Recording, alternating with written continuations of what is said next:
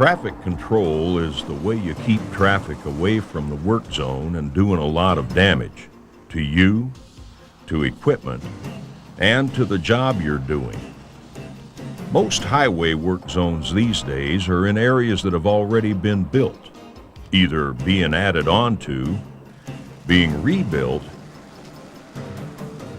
or simply being maintained.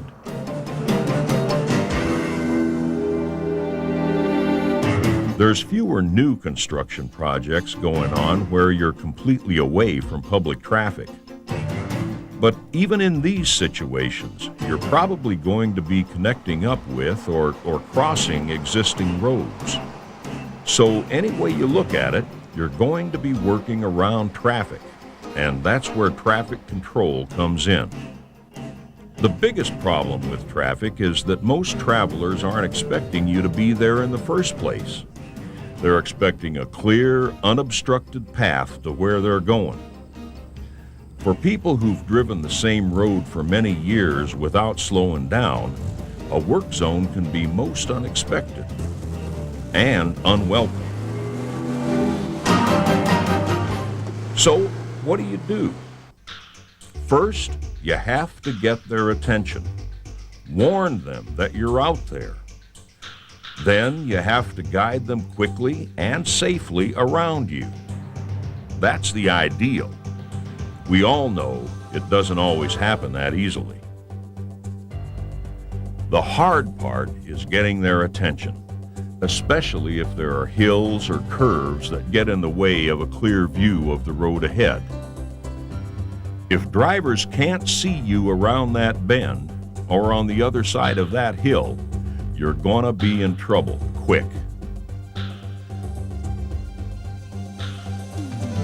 The location of signs, barricades, and other control measures should be part of the traffic control plan developed specifically for each work site. This should be done well before anybody ever gets out to the site. You've got to know what you're gonna do before you go out. A good thing to do is first mark the exact locations where individual signs should go. Then, when you go out to set them up, you won't be making any mistakes or be wondering if you did it right. Out here, you'd better do it right the first time. There's no room for mistakes. Don't forget, you're the first ones out there. So you're the first one somebody is going to run into. Set up the first sign that traffic's going to see first. Then put up the rest of the signs and markers in the direction of traffic flow. Keep your vehicle completely off the road. If the shoulders are narrow, use driveways or field entrances. If it's windy, one person is going to have a tough time of it. Even in a small wind, a sign can act like a sail and blow you right into the traffic. And on interstates, the wind is always blowing. If not from natural causes, then from the backwash of trucks. Once the lane starts to close, traffic signals, flaggers, and pilot cars should be operating. Barricades or cones separating the work zone from the traffic zone are guides for traffic to know where not to go. But they're also guides for you too, so you know where you are in relation to that traffic. They draw an imaginary line between you and the traffic. Trouble is, anybody can cross that line, in any direction, at any time. Sometimes you have to cross that line. If you do, and you're not awake, you might find yourself in the wrong lane at the wrong time, even for an instant. And an instant is all it takes.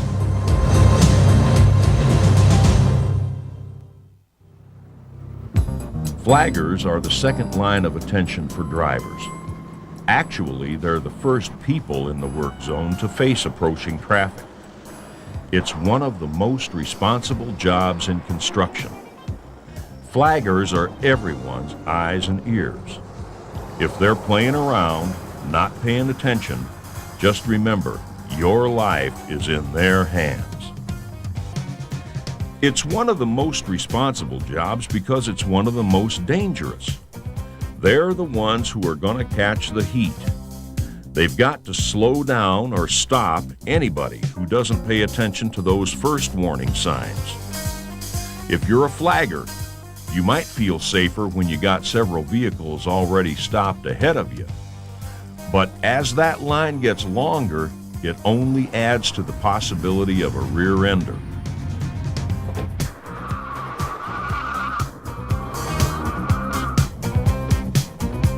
This is where most rear-end accidents happen, when traffic is stopped on the roadway.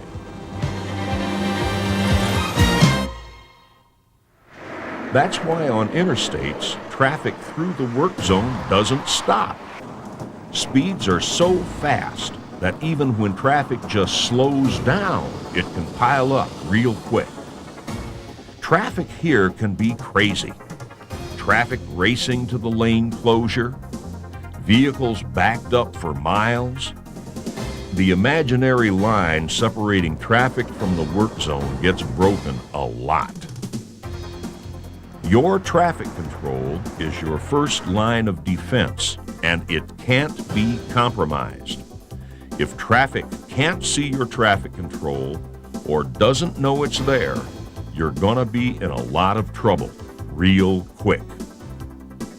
Maintaining your controls can be a tricky situation, but it has to be done. Anytime you share the same space as traffic, you're asking for trouble. A 200-pound person is no match for an 80,000-pound truck. The same is true between a speeding truck and a slow-moving one. Everyone loses in this situation if your traffic control isn't working for you.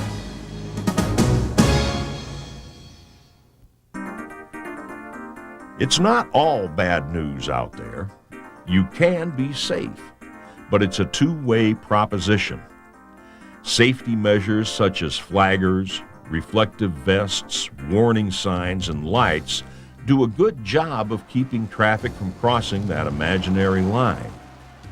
And research into other devices continues to improve our ability to warn approaching traffic to be on the alert. More and more states are taking an active role in grabbing drivers' attention and keeping it. But technology and driver incentives are only part of the answer. They won't stop everybody. That's where you come in. Ultimately, you have to take responsibility for your own safety. For instance, every once in a while, look over your shoulder. See where you are in relation to equipment and the other people around you. Nothing stays the same for long in a work zone.